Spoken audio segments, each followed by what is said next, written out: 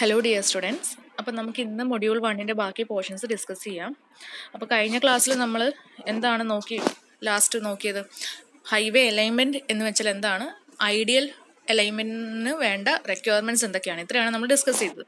പിന്നെ നമ്മൾ ഡിസ്കസ് ചെയ്യാൻ ഉദ്ദേശിക്കുന്നത് അലൈൻമെൻറ്റ് ഓഫ് റോഡിന് കൺട്രോൾ ചെയ്യുന്ന ഫാക്ടേഴ്സ് ഉണ്ട്. അപ്പോൾ factors controlling alignment of roads, engineering survey for highway ലൊക്കേഷനും, പിന്നെ introduction to geometric design of highway. ഇത്രയാണ് നമ്മൾ ഇന്ന് ഡിസ്കസ് ചെയ്യുന്നത്. അപ്പം ആദ്യമേ factors controlling highway alignment. Okay, എന്തൊക്കെ ഫാക്ടേഴ്സാണ് ഹൈവേ അലൈൻമെൻറ്റ് നമ്മൾ അലൈൻമെൻറ്റ് അല്ലെങ്കിൽ ഡിസൈൻ ചെയ്യാൻ പോകുമ്പോൾ അല്ലെങ്കിൽ പ്രപ്പോസ് ചെയ്യുമ്പോൾ എന്തൊക്കെ ഫാക്ടേഴ്സ് നമ്മൾ ആദ്യം കൺസിഡർ ചെയ്യണം എന്നുള്ളതാണ് ആദ്യം പറയുന്നത്. ഓക്കെ, ഇത് ഇമ്പോർട്ടൻ്റ് ആണ്, കാര്യം സിലബസിൽ എടുത്ത് പറയുന്നുണ്ടല്ലോ, അപ്പം നമുക്ക് എക്സാമിന് ചോദിക്കാൻ ചാൻസ് ഉണ്ട്. ഓക്കെ, അപ്പോൾ first one obligatory points. Obligatory points എന്ന് വെച്ചാൽ കൺട്രോളിങ് പോയിന്റ്സ് എന്ന് വെച്ചാൽ ഏതൊക്കെയാണ് ഇമ്പോർട്ടൻറ്റ് പോയിന്റ്സ് ഉദ്ദേശിക്കുന്നത് ഏതൊക്കെ സ്ഥലങ്ങൾ ആണ് ഇമ്പോർട്ടൻസ് പ്ലേസസ്, അത്രയേ ഉള്ളൂ ഈ ഒരു ഒബ്ലിഗേറ്ററി പോയിന്റ്സ് എന്നുകൊണ്ട് ഉദ്ദേശിക്കുന്നത്. പിന്നെ ട്രാഫിക്കിനെ പറ്റി, ജോമെട്രിക് ഡിസൈന്, എക്കണോമിക്, പിന്നെ അതർ കൺസിഡറേഷൻസ്. ഇനിയും ഹിൽ റോഡാണ് നമ്മൾ അലൈൻമെൻറ്റ് കൊടുക്കാൻ പോകുന്നതെങ്കിൽ അവിടെ നോക്കുമ്പോൾ സ്റ്റെബിലിറ്റി നോക്കണം. ഈ പറഞ്ഞത് കൂടാതെ stability, drainage, geometric standard of hill roads, അത് ഡിസൈൻ ചെയ്യുമ്പോൾ അതിൻ്റെ അനുസരിച്ചുള്ള സ്റ്റാൻഡേർഡ്സ് ഉണ്ട്, അപ്പോൾ അതെല്ലാം നോക്കണം. പിന്നെ റെസിസ്റ്റിംഗ് ലെന്ത്, കാര്യം സ്റ്റീപ്പായിട്ടുള്ള സ്ലോപ്പൊക്കെ ഉള്ള സ്ഥലമായിരിക്കും, അപ്പോൾ അവിടെ റെസിസ്റ്റിംഗ് ലെന്തിനെ പറ്റി ഒരു ഫാക്ടറായിട്ട് നമ്മൾ കൺസിഡർ ചെയ്യുന്നുണ്ട്. ഓക്കെ, അതിലെ first one obligatory points. Obligatory points എന്ന് വെച്ചാൽ കൺട്രോളിങ് പോയിന്റ്സ് ആണ്.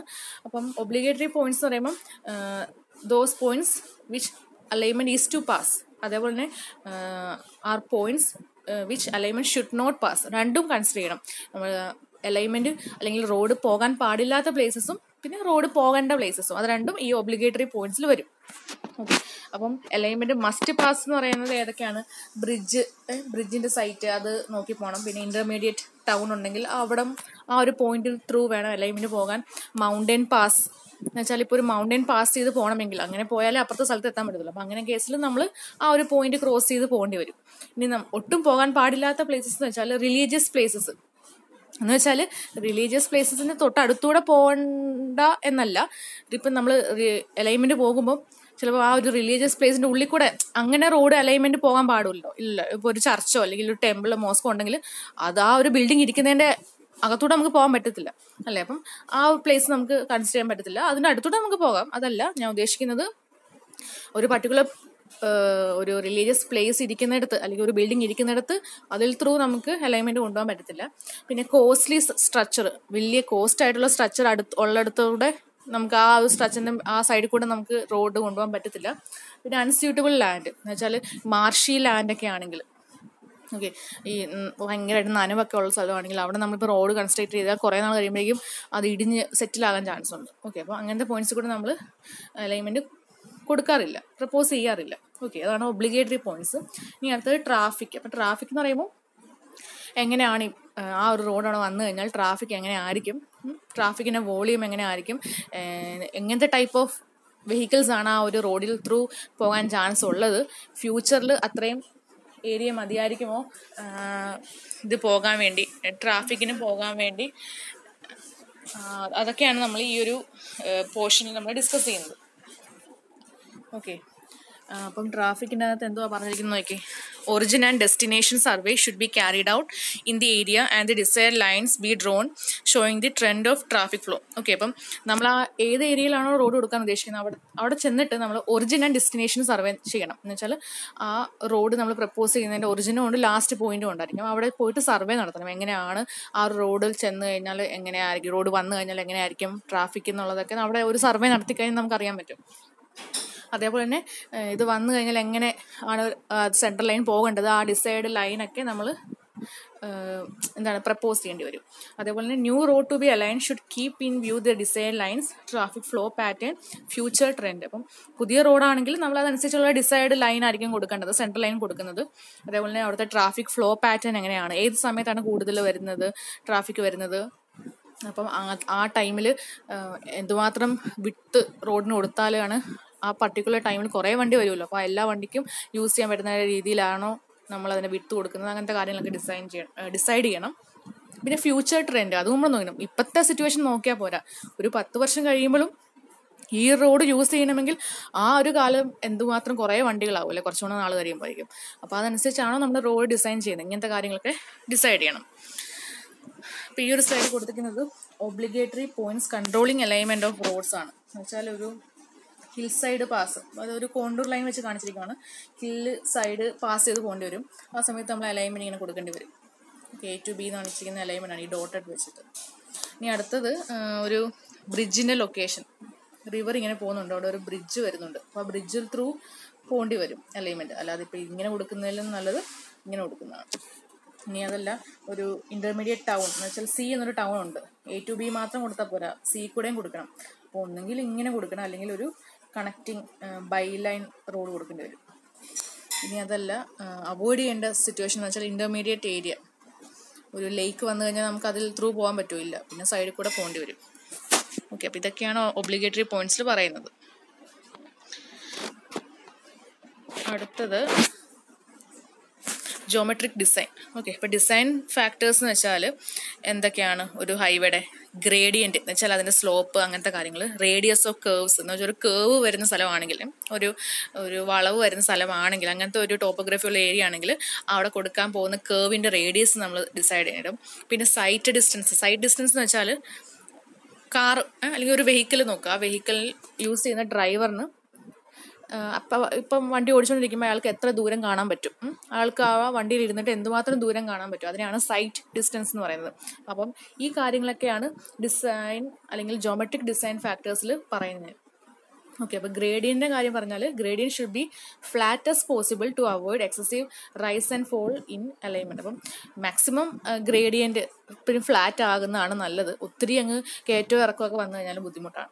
അതേപോലെ avoid sudden changes in sight distance especially near crossing വരുന്നിടത്തൊക്കെ പെട്ടെന്ന് അങ്ങ് സൈറ്റ് ഡിസ്റ്റൻസ് നമുക്ക് കാണാൻ പറ്റുന്നത് ഒത്തിരി അങ്ങ് കുറഞ്ഞു കഴിഞ്ഞാൽ, സഡൻ ചേഞ്ച് വന്നു കഴിഞ്ഞാൽ അതും അലൈൻമെൻറ്റ് കറക്റ്റായിട്ട് വരാൻ ചാൻസ് ഇല്ല. പിന്നെ ഷാർപ്പായിട്ടുള്ള കേർവ് എല്ലാം അവോയ്ഡ് ചെയ്യുക. റോഡിൻ്റെ ഇൻ്റർസെക്ഷൻ, ബെൻഡ് വരുന്നിടത്തൊക്കെ റോഡ് ഇൻ്റർസെക്ഷൻ എന്ന് വെച്ച് കഴിഞ്ഞാൽ ഇപ്പം ക്രോസിംഗ് വരുത്തില്ല, നമ്മൾ ആൾക്കാർ ക്രോസ് ചെയ്യുന്ന ഇതൊക്കെ ഈ ബെൻഡിൻ്റെ അവിടെ കൊണ്ട് കൊടുത്തു കഴിഞ്ഞാൽ വണ്ടി ഓടിച്ചുകൊണ്ട് വരുന്ന ആൾക്കും കാണാൻ പറ്റില്ല, ക്രോസ് ചെയ്യുന്ന ആൾക്കും ക്രോസ് ചെയ്യാൻ പറ്റുമോ, വണ്ടി അപ്പുറത്തുനിന്ന് വരുന്നുണ്ടോ എന്ന് കാണാൻ പറ്റില്ല. അപ്പോൾ അതെല്ലാം നോക്കിയിട്ട് വേണം നമ്മൾ ഡിസൈൻ ചെയ്യാൻ. പിന്നെ എക്കണോമി എന്ന് പറയുമ്പം അലൈൻമെൻറ്റ് നമ്മൾ ഫൈനലൈസ് ചെയ്യുമ്പോഴേക്കും ടോട്ടൽ കോസ്റ്റ് നമ്മൾ നോക്കണം, എന്തുമാത്രം ആകും എന്ന് വെച്ചാൽ initial cost, maintenance cost, vehicle operation cost, ഇതെല്ലാം കൺസിഡർ ചെയ്യേണ്ടി വരും. അടുത്തത് അതർ കൺസിഡറേഷൻസ്, അതിൽ വരുന്നതാണ് ഡ്രെയിനേജ് കൺസിഡർ ചെയ്യണം. ഡ്രെയിനേജ്, ഇപ്പോൾ റെയിൻഫോൾ വന്നു കഴിഞ്ഞാൽ എങ്ങനെ റെയിൻ വാട്ടർ ഫ്ലോ ചെയ്ത് പോകണം അതിനെപ്പറ്റി. പിന്നെ പൊളിറ്റിക്കൽ കൺസിഡറേഷൻ, ആ ഒരു സ്ഥലം നമ്മൾ പ്രപ്പോസ് ചെയ്യുന്ന സ്ഥലം നമുക്ക് പൊളിറ്റിക്കലി ഫീസിബിൾ ആണോ, അവിടുത്തെ surface water level, high flood level എന്ന് വെച്ചാൽ ഒരു ഫ്ലഡ് വന്നു കഴിഞ്ഞാൽ റോഡിനകത്തോട്ട് വെള്ളം കയറുന്ന ടൈപ്പാണ്, അപ്പോൾ അവിടുത്തെ ഫ്ലഡ് ലെവൽ എത്രയാണെന്ന് നോക്കണം. എൻവയൺമെൻറ്റൽ കണ്ടീഷൻസ്, അവിടെ നമ്മുടെ പ്രപ്പോസ്ഡ് റോഡ് വന്നു കഴിഞ്ഞാൽ അങ്ങനെ എന്തെങ്കിലും ഇഷ്യൂസ് ഉണ്ടാകുന്നുണ്ടോ, ആ കാര്യങ്ങളൊക്കെ നമ്മൾ നോക്കണം. ഇതൊക്കെയാണ് ഫാക്ടേഴ്സ് കൺട്രോളിങ് ഹൈവേ അലൈൻമെന്റ് എന്ന് പറയുന്നത്. ഇതിൻ്റെ കൂടെ തന്നെ ഈ അതർ കൺസിഡറേഷൻ്റെ കൂടെ തന്നെ വരുന്നതാണ് ടോപ്പോഗ്രഫിക്കൽ കൺട്രോൾ പോയിന്റ്സ് എന്ന് വെച്ചാൽ അലൈൻമെന്റ് വേർ ദ പോയിന്റ്, ഒട്ടും യാത്ര ചെയ്യാൻ അല്ലെങ്കിൽ ആ ഒരു അലൈൻമെന്റ് യൂസ് ചെയ്യാൻ പാടില്ലാത്ത പോയിന്റ്സ് നമ്മൾ പറഞ്ഞായിരുന്നല്ലോ, ഏതൊക്കെയാണ്? റിലീജിയസ് പ്ലേസിന്റെ മേളിൽ കൂടെയും അല്ലെങ്കിൽ കോസ്റ്റ്ലി സ്ട്രക്ചറിന്റെ അവിടെ കൂടെയും, മാർഷി ലാൻഡ് അല്ലെങ്കിൽ അൺസ്യൂട്ടബിൾ ലാൻഡിൽ കൂടെ പോകാൻ പാടില്ല. അത് തന്നെയാണ് പറഞ്ഞിരിക്കുന്നത്. Marshy and low lying land, poor drainage ആയിരിക്കും, കാര്യം ഇങ്ങനെ ക്ലേ വെച്ചിട്ടൊക്കെ ആയിരിക്കും, അപ്പോൾ ക്ലേയിലോട്ട് വെള്ളം ഇറങ്ങി പോകുന്നത് ഭയങ്കര ബുദ്ധിമുട്ടായിരിക്കും. അപ്പോൾ അങ്ങനത്തെ ഏരിയാസ് യൂസ് ചെയ്യാതിരിക്കുക, അവോയ്ഡ് ചെയ്യണം. ഫ്ലഡ് പ്രോൺ ഏരിയ, എപ്പോഴും വെള്ളപ്പൊക്കം ഉണ്ടാകുന്ന ഏരിയ ആണെങ്കിൽ അത് അവോയ്ഡ് ചെയ്യുക. ഹില്ലി ഏരിയ ആണെങ്കിൽ, അൺസ്റ്റേബിൾ ആയിട്ടുള്ള ഹില്ലി ഏരിയ ആണെങ്കിൽ, ഈ ലാൻഡ് സ്ലൈഡൊക്കെ ഉണ്ടാകാൻ ചാൻസ് ഉള്ള സ്ഥലമാണെങ്കിൽ അവിടെയൊക്കെ അവോയ്ഡ് ചെയ്യുക. ഓക്കെ, ഇനി മെറ്റീരിയൽസ് ആൻഡ് കൺസ്ട്രക്ഷണൽ ഫീച്ചേഴ്സ്, ഇതും നമ്മൾ കൺസിഡർ ചെയ്യും. അപ്പം ഡീപ്പ് കട്ടിങ്, ഭയങ്കരമായിട്ട് ഇങ്ങനെ മണ്ണെടുത്ത് മാറ്റി റോഡ് വെക്കേണ്ട അവസ്ഥ വരുവാണെങ്കിൽ അത് അവോയ്ഡ് ചെയ്യുക. പിന്നെ എർത്ത് വർക്ക്, ഇങ്ങനെ മാറ്റുന്ന സോയിൽ ഉണ്ടല്ലോ, അത് ബാലൻസ് ചെയ്യുക. ആ എടുത്ത് മാറ്റുന്ന സോയിൽ വേറെ എന്തെങ്കിലും ആവശ്യം വരുമ്പോൾ ഫില്ലിങ്ങിന് വേണ്ടിയൊക്കെ നമുക്ക് യൂസ് ചെയ്യാൻ പറ്റും. പിന്നെ alignment should preferably be through better soil area to minimise pavement thickness. അതുപോലെ അവിടുത്തെ സോയിൽ നല്ല സോയിലാണെങ്കിൽ അങ്ങനത്തെ ഏരിയാസ് യൂസ് ചെയ്യുക. അപ്പം നമ്മൾ പേയ്മെന്റ് അല്ലെങ്കിൽ റോഡിന്റെ ആ ഒരു ടാറിട്ട റോഡ് വെക്കുമ്പോൾ ആ ഇടുന്നതിന്റെ ഒരു തിക്നെസ് നമുക്ക് കുറയ്ക്കാൻ പറ്റും. പിന്നെ location may be near sources of embankment and payment materials. ഈ പേയ്മെന്റ് മെറ്റീരിയൽസും എല്ലാം കിട്ടുന്ന സ്ഥലത്തിനടുത്താണ് നമ്മുടെ അലൈൻമെന്റ് റോഡൊക്കെ. നമുക്ക് സാധനങ്ങളൊക്കെ കിട്ടുന്നതിൻ്റെ അടുത്തായിട്ടാണെങ്കിൽ കുറച്ചും കൂടെ നല്ല നമുക്ക് ആ ഒരു ട്രാൻസ്പോർട്ടേഷൻ കോസ്റ്റ് ഒക്കെ നമുക്ക് കുറയ്ക്കാൻ പറ്റും. ഇനി ഹില്ലി റോഡ്സ് ആണെങ്കിൽ, ഹില്ലിൻ്റെ അവിടെ വെക്കുന്ന റോഡാണെങ്കിൽ എന്തൊക്കെ ഫാക്ടേഴ്സ് ഉണ്ടെന്ന് നോക്കാം. സ്റ്റെബിലിറ്റി ഒരു മെയിൻ കോമൺ പ്രോബ്ലം ആണ്. കാര്യം ഹില്ലി ഏരിയയിലൊക്കെ ലാൻഡ് സ്ലൈഡിങ് ഉണ്ടാകാൻ ചാൻസ് ഉണ്ട്. അപ്പോൾ അത് നോക്കിയിട്ട് വേണം നമ്മൾ ഡിസൈൻ ചെയ്യാൻ. The cutting and filling of the earth to construct the roads on hilly sides causes steepening of existing slope and effects this stability. അതേപോലെ തന്നെ നമ്മൾ ഈ ഹിൽ സൈഡിൽ റോഡ് വെക്കുമ്പോൾ ചിലപ്പോൾ നമ്മൾ കട്ടിങ് ചെയ്യും, ചിലപ്പം ഫില്ലിങ് ചെയ്യും. ഇങ്ങനെയൊക്കെ ചെയ്താൽ ആ ഒരു ഹിൽ സൈഡിൽ ഒരു സ്ലോപ്പ് ഉണ്ട്. അപ്പോൾ എക്സിസ്റ്റിംഗ് സ്ലോപ്പ് കുറച്ചും കൂടെ സ്റ്റീപ്പ് ആകാൻ ചാൻസ് ഉണ്ട്. പിന്നെ അതിൻ്റെ സ്റ്റെബിലിറ്റിയെ തന്നെ അത് ബാധിക്കും. ഓക്കെ, പിന്നെ ഡ്രെയിനേജിനെ പറ്റി പറഞ്ഞാൽ ഡ്രെയിനേജ് നമ്മൾ കൊടുക്കണം അല്ലേ, ക്രോസ് ഡ്രെയിനേജ് കൊടുക്കേണ്ടി വരും. പക്ഷെ ഒത്തിരി കൊടുത്തു കഴിഞ്ഞാൽ ഒത്തിരി കൂടി കൊടുക്കഴിഞ്ഞാൽ അതും ആ ഒരു റോഡിൻ്റെ സ്റ്റെബിലിറ്റിനെ ബാധിക്കും. അപ്പം നമ്പർ ഓഫ് ക്രോസ് ഡ്രെയിനേജ് നമ്മൾ മിനിമം ആയിട്ട് തന്നെ വെക്കണം ആ ഒരു ഹിൽ റോഡ്സ് ആണെങ്കിൽ. പിന്നെ ജോമെട്രിക് സ്റ്റാൻഡേർഡിനെ പറ്റി പറഞ്ഞാൽ ഗ്രേഡിയൻ്റ് ഒത്തിരി സ്റ്റീപ്പ് ആകാൻ പാടില്ല. ഹെയർ പിൻ കേവ് ഒക്കെ വരും, അതൊക്കെ ഒത്തിരി ഹെയർ പിൻ കേവ് വരുന്നതൊക്കെ അങ്ങ് അവോയ്ഡ് ചെയ്യുക. സ്പീഡും അതനുസരിച്ച് ലിമിറ്റ് ചെയ്യണം ഈ കേവ് അല്ലെങ്കിൽ ഹില്ലി റോഡ്സിൽ വരുമ്പം.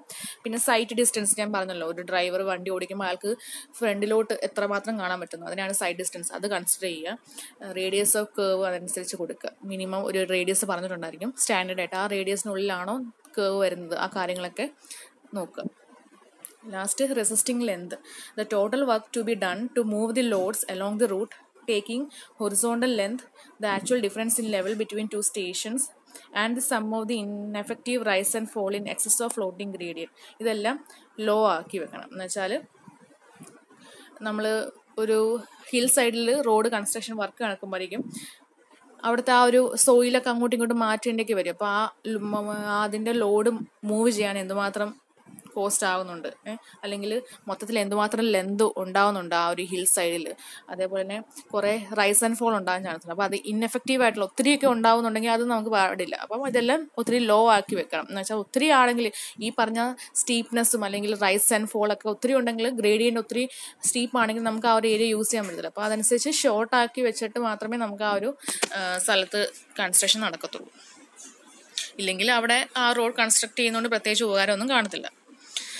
അടുത്തത് ഇപ്പം ഇത്രയും നമ്മൾ എന്താ പറഞ്ഞത്, ഫാക്ടേഴ്സ് കൺട്രോളിങ് ഹൈവേ അലൈൻമെൻ്റ് ആയിരുന്നു. ഇനി അടുത്തത് engineering surveys for highway location. നമ്മളൊരു ഹൈവേ ലൊക്കേഷൻ, ഒരു സ്ഥലം ചൂസ് ചെയ്യണമെങ്കിൽ, ഒരു സൈറ്റ് ചൂസ് ചെയ്യണമെങ്കിൽ നമ്മൾ കുറച്ച് സർവേ നടത്തും. അതെന്തൊക്കെയാണെന്ന് നോക്കാം. Before a highway alignment is finalised in highway project, the engineering survey are to be carried out. ഈ പറയാൻ പോകുന്നതൊക്കെ ക്യാരി ഔട്ട് ചെയ്യണം. ഒന്ന് മാപ്പ് സ്റ്റഡി, രണ്ടാമത്തത് reconnaissance survey, third one preliminary survey, last final location and detailed surveys. Okay, ഇനി മാപ്പ് സ്റ്റഡിയിൽ പറയുന്നത്, from the map the alternative Roots can be suggested in the office if the topographic map of that area is available. നമ്മളൊരു area select ചെയ്തിട്ടുണ്ടായിരിക്കും, ആ ഏരിയയിൽ എങ്ങനെ കൊടുക്കണം എന്നാണ് നമ്മൾ decide ചെയ്യാൻ പോകുന്നത്. അപ്പം ആ ഏരിയയുടെ ടോപ്പോഗ്രാഫിക് മാപ്പ് ഉണ്ടെങ്കിൽ നമുക്ക് ആ മാപ്പിൽ നോക്കിയിട്ട് ഇങ്ങനെ ഓൾട്ടർനേറ്റീവ് റൂട്ട് എന്ന് വെച്ചാൽ 2-3 പേര് കാണും. അപ്പോൾ അവർ ഓക്കെ ഈ റൂട്ട് ചൂസ് ചെയ്യാം, അടുത്തൊരു റൂട്ട് അവർ ചൂസ് ചെയ്യുവാണ്, ഇങ്ങനെ ഇന്ന സൈഡിൽ കൂടെ വേണേൽ പോകാം, ഇന്ന സൈഡിൽ കൂടെ പോകാം. അങ്ങനെ ഓൾട്ടർനേറ്റ് റൂട്ട്സ് അവർ ടോപ്പോഗ്രാഫിക് മാപ്പ് വെച്ചിട്ട്, ആ ഏരിയയുടെ മാപ്പ് വെച്ചിട്ട് ഡിസൈഡ് ചെയ്യും. Okay, the probable alignment can be located on the map from the following details available on the map. മാപ്പിൽ നിന്ന് ഇനിയും പറയാൻ വന്ന കുറച്ച് ഡീറ്റെയിൽസ് വെച്ചിട്ടായിരിക്കും അവർ അവിടെ റൂട്ട് വെക്കാൻ പറ്റുമോ ഇല്ലയോ എന്ന് ഡിസൈഡ് ചെയ്യുന്നത്. അപ്പോൾ ഒന്ന് വാലി, പോണ്ട്, ലേക്ക് ഇതെല്ലാം അവോയ്ഡ് ചെയ്യുന്ന രീതിയിൽ, റിവറിൻ്റെ ബെൻഡ് വരുന്നതൊക്കെ അവോയ്ഡ് ചെയ്യുന്ന രീതിയിൽ, കുറേ ഹിൽസ് ക്രോസിങ്സ് ഒക്കെ ഉണ്ടെങ്കിൽ അതൊക്കെ മാക്സിമം അവോയ്ഡ് ചെയ്യുന്ന രീതിയിലൊക്കെ ആയിരിക്കണം നമ്മൾ പ്രപ്പോസ് ചെയ്യേണ്ടത്. കുറേ റൂട്ട്, ഓൾട്ടർനേറ്റീവ് റൂട്ട് പ്രപ്പോസ് ചെയ്യാന്ന് പറഞ്ഞല്ലോ, അതൊക്കെ പ്രപ്പോസ് ചെയ്യേണ്ടത്.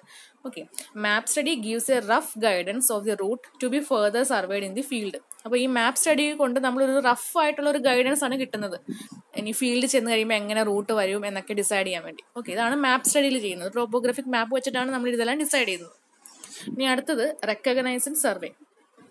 ഇത് to confirm features indicated on map. നമ്മൾ മാപ്പിൽ നോക്കിയപ്പം ഓക്കെ ഇവിടെ ഒരു പോണ്ട് ഉണ്ട്, ഇവിടെ ഒരു ലേക്ക് ഉണ്ട്, ഇവിടെ ഒരു ഹില്ലുണ്ടെന്നൊക്കെ കണ്ടല്ലോ. ഇതെല്ലാം കൺഫേം ചെയ്യാൻ വേണ്ടിയാണ് നമ്മൾ റെക്കഗ്നൈസൻസ് സർവേ. നമ്മൾ ആ ഫീൽഡിൽ പോകും. Okay, to examine the general character of the area in the field for deciding the most feasible route for detailed surveys.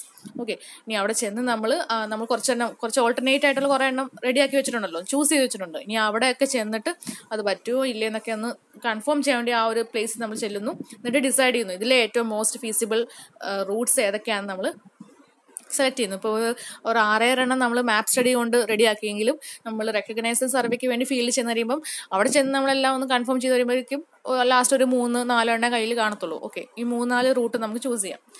A survey party is നടത്തുന്ന ആൾ may inspect along the proposed alternative routes of this map in the field with very simple instrument like Abney level, tangent, clinometer, barometer etcetera to collect additional details. എന്നിട്ട് ഈ survey നടത്തുന്ന ആൾക്കാർ നമ്മൾ propose ചെയ്ത മാപ്പ് സ്റ്റഡിയിൽ നിന്ന് കണ്ട റൂട്ടെല്ലാം അവിടെ ചെല്ലുന്നു, എന്നിട്ട് അവർ സർവേ ഒക്കെ നടത്തി. അപ്പോൾ അവർ യൂസ് ചെയ്യുന്ന ഇൻസ്ട്രുമെന്റ് പേരൊക്കെ ആയി പറഞ്ഞിരിക്കും. ഇതൊക്കെ വെച്ചിട്ട് അവർ അഡീഷണൽ ഡീറ്റെയിൽസ് എല്ലാം അവർ കളക്ട് ചെയ്യും. ഡീറ്റെയിൽസ് ടു ബി കളക്റ്റഡ് എന്തൊക്കെയാണെന്ന് വെച്ചാൽ വാലി ഉണ്ടോ, പോണ്ട്, ലേക്ക്, മാർഷൽ ലാൻഡ് ആണോ, ഹില്ല്, പെർമനന്റ് സ്ട്രക്ചേഴ്സ് ഏതൊക്കെയാണ്, വേറെ എന്തെങ്കിലും ഒബ്സ്ട്രക്ഷൻസ് ഉണ്ടോ, അവിടുത്തെ value of gradient, length of gradient, radius of curve, okay.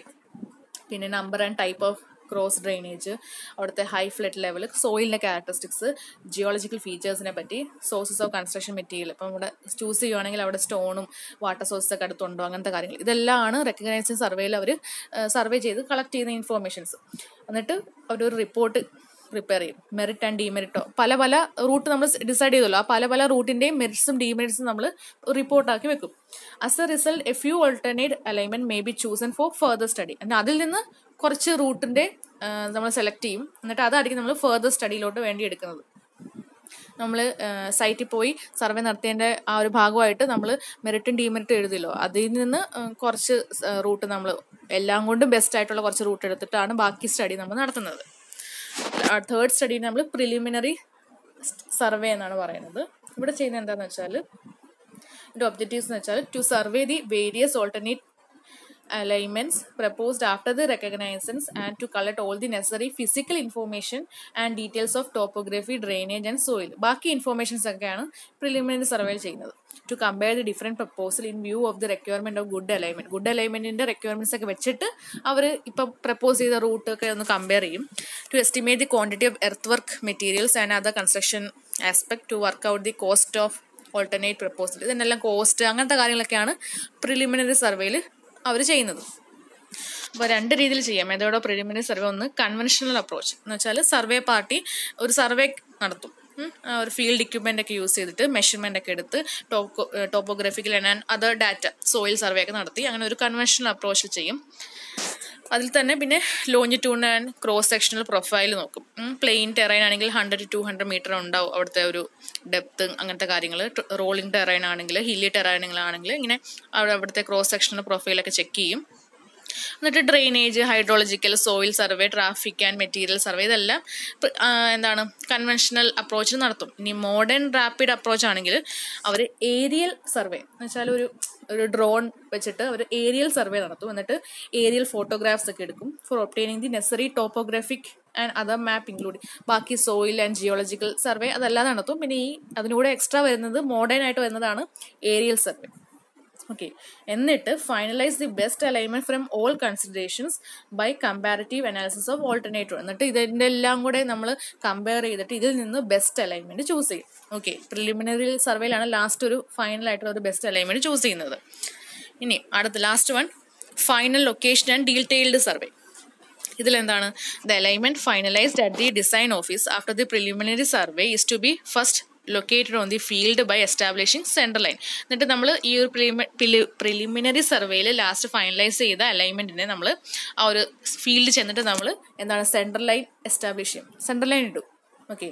എന്നിട്ട് ലൊക്കേഷൻ സർവേയുടെ ഭാഗമായിട്ട് ചെയ്യുന്നതാണ് transferring the alignment on to the ground. ഗ്രൗണ്ടിൽ നമ്മൾ ആദ്യം സെൻട്രൽ ലൈൻ കൊടുത്തു, അത് ട്രാൻസിറ്റ് തിയോഡലൈറ്റൊക്കെ വെച്ചിട്ടായിരിക്കും ചെയ്യുന്നത്. Major and minor control points എല്ലാം നമ്മൾ എസ്റ്റാബ്ലിഷ് ചെയ്യും ഗ്രൗണ്ടിൽ. അപ്പോൾ പെഗൊക്കെ അടിച്ച് ജോമെട്രിക് ഡിസൈനിക് റിക്വയർമെന്റ്സ് ഒക്കെ നോക്കി കറക്റ്റ് ആക്കിയാണെങ്കിൽ നമ്മൾ സെൻട്രൽ ലൈൻ ഇടുന്നത്. Central line stakes are driven at suitable interval. Central line ഇടുന്നത് ഇങ്ങനെ കുറേ പെഗ് പോലത്തെ അതിനാണ് സ്റ്റാക്സ് എന്ന് പറയുന്നത്. അത് ഇങ്ങനെ ഒരു 50 മീറ്റർ ഇന്റർവെല്ലിൽ ഡ്രിവൻ ചെയ്യും. കുത്തി കുത്തി വെച്ചിട്ടാണ് നമ്മൾ ഡ്രിവൻ ചെയ്യുന്നത്. ഹില്ലി ടെറൈൻ ആണെങ്കിൽ 20 മീറ്റർ ആയിരിക്കും അതിൻ്റെ ഒരു ഇന്റർവെൽ കൊടുക്കുന്നത് കാണാൻ വേണ്ടി. ഇനി ഡീറ്റെയിൽഡ് സർവേയിൽ വരുന്നതാണ് അവർ ടെമ്പററി ബെഞ്ച് മാർക്ക് ഫിക്സ് ചെയ്യും. അത് 250 മീറ്റർ മാറിയിട്ടായിരിക്കും. At all drainage and underpass സ്ട്രക്ചേഴ്സിന് അവിടെ ആയിട്ട്. പിന്നെ എർത്ത് വർക്ക് കാൽക്കുലേഷൻ, എന്തുമാത്രം എർത്ത് വർക്ക് റിമൂവ് ചെയ്യേണ്ടി വരും, ഡ്രെയിനേജിൻ്റെ ഡീറ്റെയിൽസ്, ഇതെല്ലാം അവർ വർക്കൗട്ട് ചെയ്യും. ഒരു ലെവൽ ബുക്കിൽ വർക്കൗട്ട് ചെയ്യും. പിന്നെ പറഞ്ഞിരിക്കുന്നത് പ്ലെയിൻ ടെറൈൻ ആണെങ്കിൽ cross sectional levels 50 to 100 metre ഇന്റർവെൽസിലായിരിക്കും. റോളിംഗ് ടെറൈൻ ആണെങ്കിൽ 50 to 75 മീറ്ററിലായിരിക്കും ഹില്ലി ടെറൈൻ 20 മീറ്റർ ആയിരിക്കും. പിന്നെ ഡീറ്റെയിൽ സോയിൽ സർവേ ഒന്നുകൂടെ ക്യാരി ഔട്ട് ചെയ്യും ആ ഒരു പർട്ടിക്കുലർ പോയിന്റിൽ. അവിടെ CBR കണ്ടുപിടിക്കും, എന്നാലേ നമുക്കത് പേയ്മെന്റ് ഒക്കെ ഡിസൈൻ ചെയ്യാൻ പറ്റത്തുള്ളൂ. എന്നിട്ട് the data during detailed survey should be elaborate and complete for preparing detailed plan, design and estimate of project. എന്നിട്ട് ഈ ഒരു സർവേയിൽ ചെയ്യുന്ന എല്ലാം കൂടെ നമ്മൾ വെച്ചിട്ടാണ് ഒരു ഇലാബറേറ്റ് ആയിട്ടുള്ള വലിയൊരു റിപ്പോർട്ട് പ്രിപ്പയർ ചെയ്യുന്നത്. അതിൽ പ്ലാനും ഡിസൈനും എസ്റ്റിമേറ്റ് ഒക്കെ ആ ഒരു പ്രൊജക്റ്റിന് കൊടുക്കേണ്ടി വരും. ഓക്കെ, അപ്പം ഈ പറഞ്ഞതൊക്കെയാണ് engineering survey for highway location എന്ന് പറയുന്നത്. ഇനി എന്നിട്ട് ജസ്റ്റ് ഡ്രോയിങ്സും റിപ്പോർട്ടൊക്കെ വേണമെന്ന് പറഞ്ഞില്ല. അപ്പോൾ ഡ്രോയിങ്സിലൊക്കെ എന്തൊക്കെ വരുന്നതാണ് കാണിച്ചിരിക്കുന്നത്?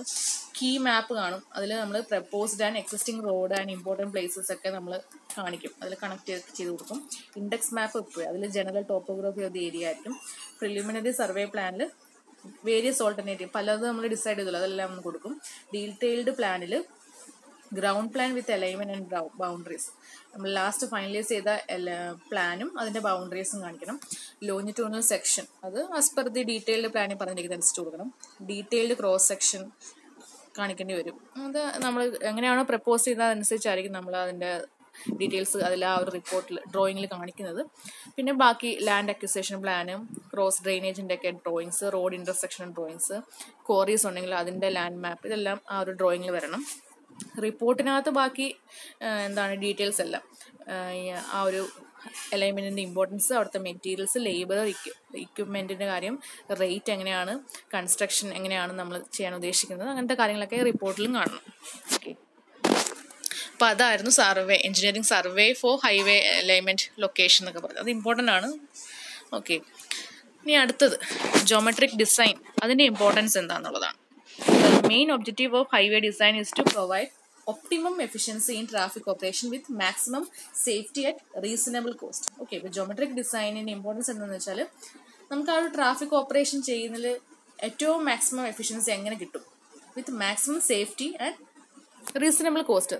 റീസണബിൾ കോസ്റ്റ് ആയിരിക്കണം, എന്നാൽ നമുക്ക് മാക്സിമം സേഫ്റ്റി അവിടെ നിന്ന് കിട്ടണം, അതേപോലെ തന്നെ എഫിഷ്യൻസിയും നല്ലതായിട്ടുണ്ടായിരിക്കണം. ട്രാഫിക് ആണല്ലോ, അപ്പോൾ ആക്സിഡൻസ് ഒന്നും ഉണ്ടാകാത്ത രീതിയിൽ എങ്ങനെ നമുക്ക് ഏറ്റവും എഫിഷ്യൻ്റ് ആയിട്ട് ആ ഒരു കൺസ്ട്രക്ഷൻ കംപ്ലീറ്റ് ചെയ്യാം, ഇതാണ് ജോമെട്രിക് ഡിസൈനിൻ്റെ ഇമ്പോർട്ടൻസിൽ പറയുന്നത്. ഓക്കെ, അപ്പം geometric design of highway deals with following elements. Cross sectional element എന്ന് വെച്ചാൽ എന്തൊക്കെയാണ് ഒരു ഹൈവേ നമ്മൾ കൺസ്ട്രക്ട് ചെയ്യുമ്പോൾ എന്തൊക്കെ അതിൽ വരണം, അതാണ് ക്രോസ് സെക്ഷൻ എലമെൻറ്റ്സ്. അവിടുത്തെ സൈറ്റ് ഡിസ്റ്റൻസ് എങ്ങനെയാണ്, ഒരു ആൾ വണ്ടി ഓടിക്കുമ്പോൾ ആൾക്ക് എങ്ങനെയാണ് എന്തുമാത്രം ഡിസ്റ്റൻസ് മാറിയ ആൾക്ക് ഒരു സാധനം, ഇപ്പം ഞാൻ വണ്ടി ഓടിച്ചുകൊണ്ട് പോകും, അപ്പം എനിക്ക് ഞാൻ ഇരിക്കുന്നിടത്ത് നിന്ന് ഇത്രയും ദൂരമുള്ള ഒരു സാധനം കാണാൻ പറ്റണം. അപ്പോൾ അതനുസരിച്ച് വേണം എനിക്ക് ആ റോഡ് കൺസ്ട്രക്ട് ചെയ്യേണ്ടത്. ആ കാര്യങ്ങൾ, ഹൊറിസോണ്ടൽ ആയിട്ടുള്ള അലൈൻമെൻറ്റിൻ്റെ കാര്യങ്ങൾ, വെർട്ടിക്കൽ ആയിട്ടുള്ള അലൈൻമെൻറ്റ്, ഇപ്പോൾ ഒരു സ്ലോപ്പിലാണ് അലൈൻമെൻറ്റ് കൊടുക്കണമെങ്കിൽ അപ്പോൾ അതിനെ വെർട്ടിക്കൽ അലൈൻമെൻറ്റ് എന്നാണല്ലോ പറയുന്നത്, അതിനെപ്പറ്റി. പിന്നെ ഇൻ്റർസെക്ഷൻ എലമെൻറ്റ്, ബാക്കി നമ്മൾ ഒരു റോഡിൽ കൊടുക്കുന്ന കാര്യം, ഇതിനെല്ലാം നമ്മൾ ഈ ജോമെട്രിക് ഡിസൈനിലാണ് പറയുന്നത്. ഓക്കെ, അടുത്തത് ഡിസൈൻ കൺട്രോൾസ് ആൻഡ് ക്രൈറ്റീരിയ എന്ന് വെച്ചാൽ ഒരു ഹൈവേയുടെ ഡിസൈൻ കൺട്രോൾസ് ആൻഡ് ക്രൈറ്റീരിയ എന്ന് ചോദിച്ചാൽ എന്തൊക്കെ ആണെന്ന് നോക്കാം. ഒന്ന്, അതിൻ്റെ ഡിസൈൻ സ്പീഡ്, അവിടുത്തെ ടോപ്പോഗ്രഫി, അവിടുത്തെ traffic factors, design hourly volume, അപ്പോഴത്തെ കപ്പാസിറ്റി, പിന്നെ environmental and other factors. Okay, ഇനി ഡിസൈൻ സ്പീഡിൽ പറഞ്ഞിരിക്കുന്നത് ഇന്ത്യ എന്ന് പറയുമ്പോൾ പല ക്ലാസ് ഓഫ് റോഡ് ഉണ്ട്. ഭയങ്കര ഹൈവേ എന്ന് വെച്ചാൽ NH ഉണ്ട്, സ്റ്റേറ്റ് ഹൈവേസ് ഉണ്ട്, പിന്നെ നമ്മൾ പറഞ്ഞു അതർ റോഡ്സും വില്ലേജ് റോഡൊക്കെ ഉണ്ട് അല്ലേ. അപ്പം ഓരോ റോഡിലും, ഓരോ ക്ലാസ് ഓഫ് റോഡിലും അവിടെ പല പല സ്പീഡിൻ്റെ സ്റ്റാൻഡേർഡ്സ് ആയിരിക്കും. അതുകൊണ്ട് നമ്മൾ ഫിക്സ്ഡ് ആയിട്ട് ഇപ്പോൾ ഇത്രയും 60 km/h എന്ന് പറഞ്ഞിട്ട് നമുക്ക് അങ്ങനെ പറയാൻ പറ്റുമോ? എല്ലാ ടൈപ്പ് ഓഫ് റോഡിലും ഒരേപോലെ അല്ല. ഓക്കെ, അപ്പോൾ അത് ഇന്ത്യയിൽ പല ക്ലാസ് ഓഫ് റോഡിനും പല സ്റ്റാൻഡേർഡാണ്. Design speed may be modified depending upon the terrain condition. അവിടുത്തെ ടെറൈൻ എങ്ങനെയാണോ, അവിടുത്തെ ഒരു സ്ഥലത്തിൻ്റെ ടോപ്പോഗ്രഫി എങ്ങനെയാണോ അതനുസരിച്ച് ഈ ഡിസൈൻ സ്പീഡ് നമുക്ക് മോഡിഫൈ ചെയ്യേണ്ടി വരും. അടുത്ത ടോപ്പോഗ്രഫിയെ പറ്റി പറഞ്ഞാൽ based on general slope of the country, ഓരോ കൺട്രിയുടെയും സ്ലോപ്പ് അനുസരിച്ചാണ് നമ്മൾ ടോപ്പോഗ്രഫി പറയുന്നത്. പ്ലെയിൻ ടെറൈൻ ആകണമെങ്കിൽ അവിടുത്തെ ഒരു സ്ലോപ്പ് <10% ആയിരിക്കണം. റോളിംഗ് ടെറൈൻ ആണെങ്കിൽ 10 to 25% ആയിരിക്കണം സ്ലോപ്പ് വരേണ്ടത്. മൗണ്ടനേഴ്സ് എന്ന് പറഞ്ഞാൽ 25 to 60% സ്ലോപ്പ് ആയിരിക്കണം. സ്റ്റീപ്പ് ടെറൈൻ എന്ന് വെച്ചാൽ <60% ആണ് സ്ലോപ്പ് എങ്കിൽ അതിനെ സ്റ്റീപ്പ് എന്ന് പറയും. ഓക്കെ, ഇനി ട്രാഫിക് ഫാക്ടർ എന്ന് വെച്ചാൽ 2 വരും. അതിൽ വെഹിക്കുലർ ക്യാരക്ടറിസ്റ്റിക്സും ഹ്യൂമൻ ക്യാരക്ടറിസ്റ്റിക്സും, ആ റോഡ് യൂസ് ചെയ്യുന്നവരുടെ. ഓക്കെ, അതിൽ വെഹിക്കിൾ ക്യാരക്ടറിസ്റ്റിക്സ് പറഞ്ഞാൽ ഡിഫറെൻറ്റ് വെഹിക്കിൾസ് ഉണ്ടല്ലേ. അപ്പോൾ ഓരോ വെഹിക്കിൾ ക്ലാസ്സിനും പല സ്പീഡായിരിക്കും, പല ആക്സിലറേഷൻ ക്യാരക്ടറിസ്റ്റിക്സ് ആയിരിക്കും, പല ഡയമെൻഷനും ആയിരിക്കും, പല വെയിറ്റും ആയിരിക്കും. അപ്പോൾ ഇതെല്ലാം നമ്മൾ കൺസിഡർ ചെയ്യേണ്ടി വരും. എന്ന് വെച്ചാൽ നമ്മുടെ ഒരു റോഡ് ഒരു പർട്ടിക്കുലർ ടൈപ്പ് ഓഫ് വെഹിക്കിൾ, കാറുകൾ മാത്രമാണോ റോഡിൽ പോകുന്നതല്ല, കാറും പോകും, ബാക്കി ലോറീസ് ഉണ്ടായിരിക്കും, ബൈക്ക്, 2 വീലേഴ്സ് ഉണ്ടായിരിക്കും, ഓട്ടോസ് പോകും, ഇതെല്ലാം ഉണ്ട്. അപ്പം ഓരോ വെഹിക്കിൾസിനും ഓരോ ടൈപ്പ് ഓഫ് സ്പീഡാണ്, ഓരോ ടൈപ്പ് ഓഫ് ആക്സിലറേഷൻ്റെ ക്യാരക്ടറിസ്റ്റിക്സ് ഉണ്ട്, അതിന് ഡയമെൻഷൻ വ്യത്യാസമുണ്ട്, ഓരോന്നിനും വെയിറ്റും വ്യത്യാസമുണ്ട്. അപ്പോൾ ഇതും നമ്മൾ ഡിസൈൻ ചെയ്യുമ്പോൾ കൺസിഡർ ചെയ്യണം. അതേപോലെ ഹ്യൂമൻ ഫാക്ടേഴ്സ് എന്ന് പറഞ്ഞാൽ വണ്ടി ഓടിക്കുന്ന ഡ്രൈവേഴ്സും ഉണ്ട്, നടന്നു പോകുന്ന പെഡസ്ട്രിയൻസിൻ്റെ കാര്യം പറയണം. എന്ന് വെച്ചാൽ അവരുടെ ആ ഒരു പർട്ടിക്കുലർ ടൈമിലുള്ള ഫിസിക്കലായിട്ടുള്ള, മെൻ്റലായിട്ടുള്ള, സൈക്കോളജിക്കലായിട്ടുള്ള ഫീച്ചേഴ്സ്, ക്യാരക്ടറിസ്റ്റിക്സ് ഒക്കെ നമ്മൾ ഹ്യൂമൻ ഫാക്ടേഴ്സിൽ കൺസിഡർ ചെയ്യണം. അടുത്തത് design hourly volume and capacity എന്ന് വെച്ചാൽ ട്രാഫിക് ഫ്ലോ എന്ന് പറയുന്നത് ഫ്ലക്ച്വേറ്റിംഗ് വിത്ത് ടൈം ആണല്ലേ. പീക്ക് അവറും ഉണ്ട്, എന്ന് വെച്ചാൽ രാവിലത്തെ ഒരു 8 മണി തൊട്ട് ഒരു 10 മണി വരെയൊക്കെ പീക്ക് ടൈമാണല്ലേ. കുറേ പേര് റോഡ് ആ ടൈമിൽ യൂസ് ചെയ്യുന്നുണ്ട്. ഇനി വൈകുന്നേരത്തെ ഒരു 3-4 മണി തൊട്ട് ഒരു 5 മണി വരെ എന്ന് പറഞ്ഞാൽ അതും ഒരു പീക്ക് ടൈമാണ് അല്ലേ. അപ്പം low volume during off peak hours to the highest value during the peak hour അല്ലേ. ഓഫ് പീക്ക് അവർ എന്ന് പറയുമ്പം അല്ലാത്ത ടൈം, ഇപ്പോൾ ഒരു 11 മണി 12 മണി അതൊക്കെ ഓഫ് പീക്ക് അവർ, അധികം ട്രാഫിക് ആ സമയത്ത് ഇല്ല. പീക്ക് അവറിലാണെങ്കിലോ ഹയസ്റ്റ് വാല്യൂ ആയിരിക്കും ട്രാഫിക്കിൻ്റെത്. It is uneconomical to design the road for peak traffic flow. അപ്പം നമ്മൾ ഡിസൈൻ ചെയ്യുമ്പോൾ എപ്പോഴും പീക്ക് ട്രാഫിക് ഫ്ലോയ്ക്ക് വേണ്ടി ഡിസൈൻ ചെയ്യേണ്ട. അത് ചെയ്യാന്ന് പറയുന്നത് ഭയങ്കര അൺഎക്കണോമിക്കലായിരിക്കും, ഒത്തിരി കാശ് ചിലവാകും. കാര്യം അതനുസരിച്ച് നമുക്ക് റോഡിൻ്റെ വിഡ്ത്ത് കൂട്ടേണ്ടിയൊക്കെ വരും. അപ്പം ഡിസൈൻ ചെയ്യുമ്പോൾ എപ്പോഴും നമ്മൾ പീക്ക് ഫ്ലോ വെച്ചിട്ടായിരിക്കില്ല, നമ്മളൊരു ആവറേജ് വെച്ചിട്ടായിരിക്കും ഡിസൈൻ ചെയ്യേണ്ടത്. Therefore, a reasonable value of traffic volume is decided for the design and this is called design hourly volume. Traffic capacity is the ability of a roadway to accommodate traffic volume. Capacity എന്ന് പറയുമ്പോൾ ആ ഒരു traffic വോളിയത്തിനെ accommodate ചെയ്യാനുള്ള ഒരു എബിലിറ്റിനെയാണ് പറയുന്നത്. It is expressed as എന്ന് വെച്ചാൽ traffic കപ്പാസിറ്റിയെ പറ്റിയാണ് പറയുന്നത്. It is expressed as the maximum number of vehicle in a lane or a road that can pass a given point in unit time. ഒരു unit ടൈമിൽ ഒരു പർട്ടിക്കുലർ പോയിന്റ് കൺസിഡർ ചെയ്താൽ ആ point കൂടെ എന്തുമാത്രം നമ്പർ ഓഫ് വെഹിക്കിൾസിന് at a time pass ചെയ്യാൻ പറ്റുന്നുണ്ട്, അതിനെയാണ് നമ്മൾ ട്രാഫിക് കപ്പാസിറ്റി എന്നുകൊണ്ട് ഉദ്ദേശിക്കുന്നത്. Okay, the ratio of volume, traffic volume and traffic capacity affects the level of service of road. Okay, ആ ഒരു റേഷ്യോ വെച്ചിട്ടാണ് നമ്മൾ ആ ഒരു റോഡിൻ്റെ സർവീസിൻ്റെ ലെവൽ നമ്മൾ ഡിസൈഡ് ചെയ്യുന്നത്. ഓക്കെ, അടുത്തത് ഡിസൈൻ കൺട്രോളിൽ വരുന്നതാണ് എൻവയറമെന്റൽ ഫാക്ടേഴ്സ്. അതെന്ന് വെച്ചാൽ എസ്തറ്റിക്, ആ ഒരു റോഡ് കൺസ്ട്രക്ട് ചെയ്യുമ്പോൾ എന്തുമാത്രം ഭംഗിക്കാണ്, അവിടുത്തെ അതിൻ്റെ ലാൻഡ്സ്കേപ്പിംഗ് എങ്ങനെയാണ്, എയർ പൊല്യൂഷൻ ഉണ്ടാക്കുന്നുണ്ടോ ആ ഒരു കൺസ്ട്രക്ഷൻ കാരണം, നോയിസ് പൊല്യൂഷൻ ഉണ്ടാകുന്നുണ്ടോ, ഇതെല്ലാം നമ്മൾ കൺസിഡർ ചെയ്യണം. ഓക്കെ, ഇനി അടുത്ത portion payment surface characteristics. Okay, ഒരു പേയ്മെന്റിന്റെ സർഫസിൽ ഡിപ്പെൻഡ് ചെയ്യുന്ന പല ക്യാരക്ടറിസ്റ്റിക്സ് ഉണ്ട്, അത് എന്തൊക്കെയാണെന്ന് നോക്കാം. Payment surface depends on the type of payment which is decided based on. Okay, ഒരു പേയ്മെന്റ് സർഫസ് എന്ന് വെച്ചാൽ അത് എന്ത് ടൈപ്പ് ഓഫ് പേയ്മെന്റ് ആണ് അതിനൊക്കെ ഡിപ്പെൻഡ് ചെയ്യും. അതെന്ന് വെച്ചാൽ അത് അവിടുത്തെ അവൈലബിലിറ്റി ഓഫ് മെറ്റീരിയൽ, ട്രാഫിക്കിന്റെ വോളിയം, അതിന്റെ കോമ്പോസിഷൻ, അവിടുത്തെ സോയിൽസ് അപ്ഗ്രേഡ്, അവിടുത്തെ ക്ലൈമറ്റിക് കണ്ടീഷൻ, അവിടുത്തെ കൺസ്ട്രക്ഷൻ ഫെസിലിറ്റി എങ്ങനെയാണ്, കോസ്റ്റ്, ഇതിനൊക്കെ ഡിപ്പെൻഡ് ചെയ്തിരിക്കും ഏത് ടൈപ്പ് ഓഫ് പേയ്മെന്റ് വേണം എന്നുള്ളത്. അത് ഡിപ്പെൻഡ് ചെയ്യും അവിടുത്തെ പേയ്മെന്റ് സർഫസിന്റെ ഒരു ഫീച്ചറിനെ.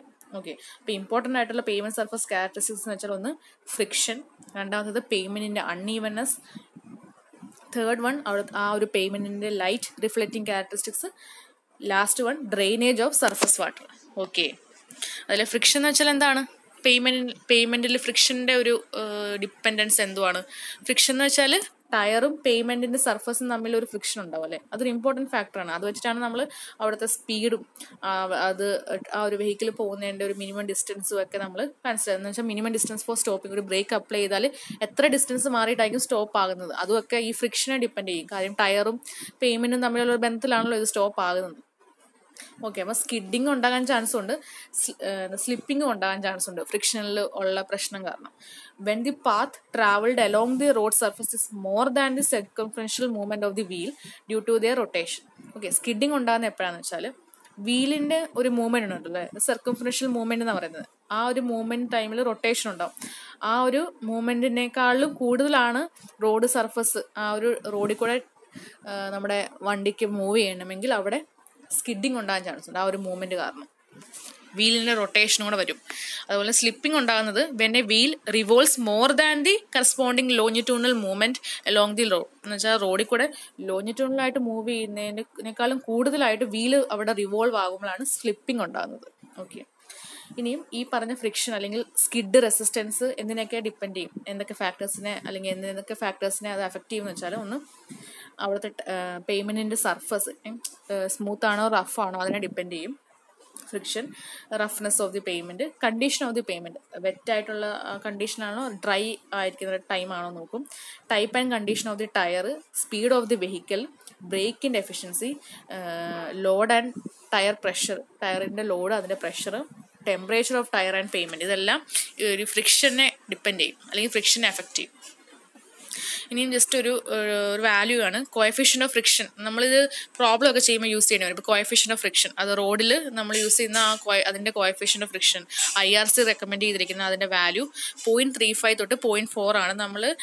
അതാണ് ലോഞ്ചിറ്റ്യൂണൽ കോഎഫിഷ്യൻ്റ്. ഇനി ലാറ്ററൽ കോഎഫിഷ്യൻ്റ് ഓഫ് ഫ്രിക്ഷൻ്റെ വാല്യൂ നമ്മൾ 0.15 ആണ് എടുക്കാറ്. ഓക്കെ, ലോഞ്ചിറ്റ്യൂണൽ 0.35 തൊട്ട് 0.4 അതിൻ്റെ ഇടയ്ക്ക് ഒരു വാല്യൂ എടുക്കാം.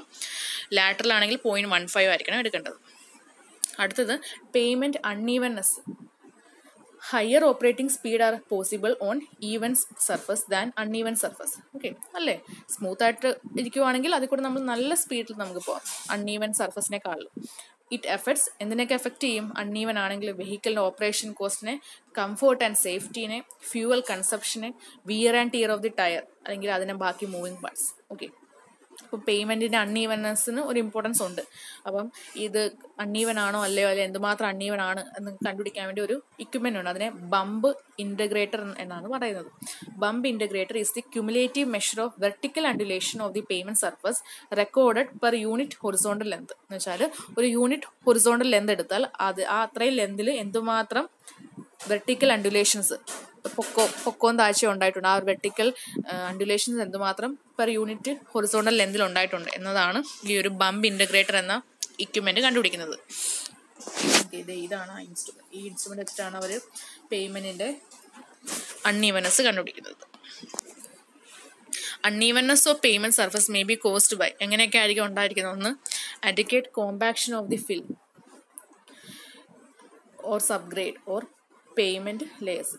ഇൻഅഡ്യൂക്കേറ്റ് കോമ്പാക്ഷൻ. ഓക്കെ, അപ്പോൾ ശരിക്കും നമ്മൾ റോഡ് കൺസ്ട്രക്ട് ചെയ്തപ്പം അതിന് സബ്ഗ്രേഡ് അല്ലെങ്കിൽ പേയ്മെൻറ്റ് ലെയറോ അല്ലെങ്കിൽ എന്തെങ്കിലും ഫില്ലിങ് ചെയ്തപ്പം ശരിക്കും കോമ്പാക്ഷൻ ആയിട്ടാണ് കോമ്പാക്ഷൻ ചെയ്തതെങ്കിൽ, ശരിക്കും ചെയ്തിട്ടില്ലെങ്കിൽ അവിടെ അൺഈവൻനെസ് ഉണ്ടാകാൻ ചാൻസ് ഉണ്ട്. അതേപോലെ തന്നെ നമ്മൾ കൺസ്ട്രക്ഷൻ ചെയ്തപ്പം അൺസയൻറ്റിഫിക് ആയിട്ടുള്ള കൺസ്ട്രക്ഷൻ പ്രാക്ടീസസ് ആണ് നമ്മൾ യൂസ് ചെയ്യുന്നത്. എന്ന് വെച്ചാൽ വലിയ വലിയ ബോൾഡർ സ്റ്റോണ്, ബ്രിക്ക്, അത് ലൂസ് ആയിട്ടുള്ള സബ്ഗ്രേഡ് സോയിലൊക്കെ ആണെങ്കിൽ അവിടെ കൺസ്ട്രക്ഷൻ ശരിക്കും നടന്നിട്ടില്ല, അപ്പോൾ അവിടെ അൺഈവൻനെസ് ഉണ്ടാകും. അതേപോലെ നമ്മൾ യൂസ് ചെയ്യുന്ന പേയ്മെൻറ്റ് മെറ്റീരിയൽ നല്ല ക്വാളിറ്റി അല്ലെങ്കിൽ ഉണ്ടാകും. ഇംപ്രോപ്പറായിട്ടുള്ള ഡ്രെയിനേജ് ആണ് കൊടുത്തിരിക്കുന്നതെങ്കിൽ അപ്പോഴും ഈ ഒരു പ്രശ്നം ഉണ്ടാകും. കൺസ്ട്രക്ഷൻ യൂസ് ചെയ്ത മെഷീനറീസിൻ്റെ പ്രശ്നം കാരണം ഉണ്ടാകാൻ ചാൻസ് ഉണ്ട്. പിന്നെ ശരിക്കും മെയിൻറ്റെയിൻ ചെയ്തില്ലെങ്കിലും അൺഈവൻനെസ് ഉണ്ടാകും. ഓക്കെ, അതാണ് പേയ്മെൻറ്റ് അൺഈവൻനെസ്സിനെ പറ്റി പറയാനുള്ളത്. അടുത്തത് ലൈറ്റ് റിഫ്ലക്റ്റിംഗ് ക്യാരക്ടറിസ്റ്റിക്സ്. എന്ന് വെച്ചാൽ night visibility very much depends upon the light reflecting characteristics of the pavement surface. നമ്മൾ പറയുന്ന പേയ്മെൻറ്റ് സർഫസിൻ്റെ നൈറ്റിൽ അതെന്തുമാത്രം വിസിബിലിറ്റി തരുന്നുണ്ട്, അത് ഡിപ്പെൻഡ് ചെയ്യുന്നത് അവിടുത്തെ ആ ഒരു പേയ്മെൻറ്റിൻ്റെ ലൈറ്റ് റിഫ്ലക്റ്റിംഗ് ക്യാരക്ടറിസ്റ്റിക്സിനെയാണ്. എന്ന് വെച്ചാൽ ഗ്ലെയർ ഇല്ലേ, രാത്രി നമ്മൾ വണ്ടി ഓടിക്കുമ്പോൾ അപ്പുറത്തുനിന്ന് വരുന്ന വണ്ടിയുടെ ഗ്ലെയർ, അതെന്ന് പറയുന്നത് അവിടുത്തെ റോഡ് സർഫസിൻ്റെ ഒരു ലൈറ്റ് റിഫ്ലക്റ്റിംഗ് ഫീച്ചറിനെ ഡിപ്പെൻഡ് ചെയ്യും. The glare caused by the reflection of headlight is high on wet pavement surface than on dry pavement, particularly in case of black top pavement or flexible pavement. Flexible pavement ആണ് പറയുന്നതെങ്കിൽ ആ പേയ്മെൻറ്റിൽ നനഞ്ഞിരിക്കുന്ന ടൈമിൽ glare high ആയിരിക്കും, ഭയങ്കര light ആയിരിക്കും glare അടിക്കുന്നത്. Dry condition ആണെങ്കിൽ അത്രയും പ്രശ്നമില്ല. ഇനി ലൈറ്റ് കളേർഡ് അല്ലെങ്കിൽ വൈറ്റ് പേയ്മെൻറ്റ് അല്ലെങ്കിൽ റിജിഡ് പേയ്മെൻറ്റ് ആണെങ്കിൽ, അധികം ഭയങ്കരമായിട്ട് കറുത്ത റോഡല്ലാത്ത ഒരു ഇച്ചിരി ഗ്രേ ടൈപ്പ് അങ്ങനത്തെ റോഡ് അല്ലെങ്കിൽ റിജിഡ് പേയ്മെൻറ്റ് ആണെങ്കിൽ അവിടെ വിസിബിലിറ്റി നൈറ്റ് ടൈമിൽ നല്ല വിസിബിലിറ്റിയാണ്, നമുക്ക് വണ്ടി അത്രയ്ക്കും ആ ഗ്ലെയർ അടിക്കില്ല. പർട്ടിക്കുലർലി ഡ്യൂറിങ് റെയിൻ ടൈം ആണെങ്കിൽ പോലും അത് പ്രശ്നമില്ല, വെറ്റ് ആണെങ്കിൽ പോലും വലിയ പ്രശ്നം ഉണ്ടാകത്തില്ല. And produces glare or eye strain during bright sun. പക്ഷേ ഒരു ഉച്ച നേരമൊക്കെ ആണെങ്കിൽ ബ്രൈറ്റ് ആയിട്ടുള്ള സൺലൈറ്റിൻ്റെ ടൈമിൽ കണ്ണിന് ഭയങ്കര സ്ട്രെയിൻ ആയിരിക്കും, അല്ലെങ്കിൽ ഗ്ലെയർ നന്നായിട്ട് ഉണ്ടാവും ഈ ഒരു റിജിഡ് പേയ്മെൻറ്റിൽ. Last one, drainage. Pavement surface should be absolutely impermeable ആയിരിക്കണം, ഒട്ടും വെള്ളം വലിച്ചെടുക്കാത്ത ടൈപ്പ് ആയിരിക്കണം പേയ്മെൻറ്റ് എന്ന് പറയുന്നത്. അപ്പം അതേപോലെ തന്നെ അതിൻ്റെ ജോമെട്രിയും ആ ഒരു പേയ്മെൻറ്റ് സർഫസിൻ്റെ ടെക്സ്ചറൊക്കെ ഡ്രെയിനിങ് ഔട്ട് ഓഫ് വാട്ടറിന് പറ്റുന്നതാണോ എന്ന് നോക്കണം. സൈഡ് ഡ്രെയിൻസ് സഫീഷ്യൻ്റ് ആണോ, അതിന് കപ്പാസിറ്റി ആവശ്യമുണ്ടോ, അതിന് ആവശ്യമുള്ള സ്ലോപ്പ് കൊടുത്തിട്ടുണ്ടോ എന്ന് ചെക്ക് ചെയ്യണം. Seepage and other sources of underground water should be drained off by sub surface drain. ഈ സബ് സർഫസിലും ഡ്രെയിൻ കൊടുക്കണം, കാര്യം ഇറങ്ങിപ്പോകുന്ന വെള്ളം എന്തെങ്കിലും ഉണ്ടെങ്കിൽ അതും ഡ്രെയിൻ ചെയ്ത് പോകാൻ വേണ്ടി സബ് സർഫസിലും ഡ്രെയിൻസ് കൊടുക്കണം. ഓക്കെ, അപ്പോൾ ഈ പറഞ്ഞതൊക്കെ ആയിരുന്നു പേയ്മെൻറ്റ് സർഫസ് ക്യാരക്ടറിസ്റ്റിക്സ്. ഓക്കെ, അപ്പോൾ ഇന്ന് ഇത്രയേ ഉള്ളൂ. ലെക്ചർ നോട്ട് എഴുതുക. അപ്പോൾ നമ്മൾ ഇന്ന് ആദ്യം എന്താണ് പഠിച്ചത്? കഴിഞ്ഞ ക്ലാസ്സിൽ പറഞ്ഞ ഹൊറിസോണ്ടൽ അലൈൻമെൻറ്റിൻ്റെ കൺട്രോളിങ് ഫാക്ടേഴ്സ് ആദ്യം പറഞ്ഞു. ഓക്കെ, പിന്നെ എഞ്ചിനീയറിംഗ് സർവേയിൽ എന്തൊക്കെ ചെയ്യും എന്നുള്ളത് പറഞ്ഞു. പിന്നെ ജോമെട്രിക് ഡിസൈൻ, പേയ്മെൻറ്റിന് ജോമെട്രിക് ഡിസൈനിലോട്ട് നമ്മൾ കടന്നു. എന്നിട്ട് അവിടെ ഡിസൈൻ കൺട്രോൾസിലുള്ള ഫാക്ടേഴ്സ് എന്തൊക്കെയാണെന്ന് നോക്കി. പേയ്മെൻറ്റ് സർഫസ് ക്യാരക്ടറിസ്റ്റിക്സ് ഏതൊക്കെയാണെന്ന് നോക്കി. ഓക്കെ, പിന്നെ ലെക്ചർ നോട്ട് ചെറുതായിട്ട് പോയിന്റ്സ് ആയിട്ട് എഴുതിയിട്ട് അപ്ലോഡ് ചെയ്യാം നാളെ രാവിലെ 10 മണിക്കുള്ളിൽ. എന്തെങ്കിലും ഡൗട്ട് ഉണ്ടെങ്കിൽ ചോദിക്കുക.